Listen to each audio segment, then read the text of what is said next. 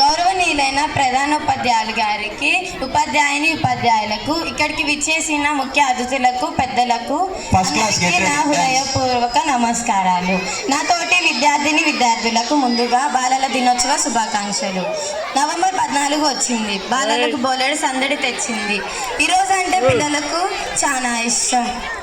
November 14 బాలల దినోత్సవం అంటే భారత తొలి ప్రధానమంత్రి జవహర్లాల్ నెహ్రూ పుట్టినరోజు.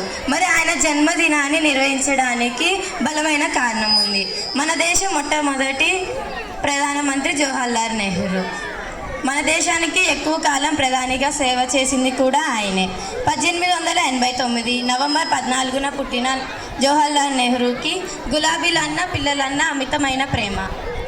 ఆయన ఎక్కడికి వెళ్ళినా పిల్లలను వెతికి మరీ ప్రేమగా పిలిచేవారు. పిల్లలకు కూడా నెహ్రూ అంటే చాలా ఇష్టం. ఆయనని ముద్దుగా చాచా నెహ్రూ, చాచాజీ అని పిలిచేవారు.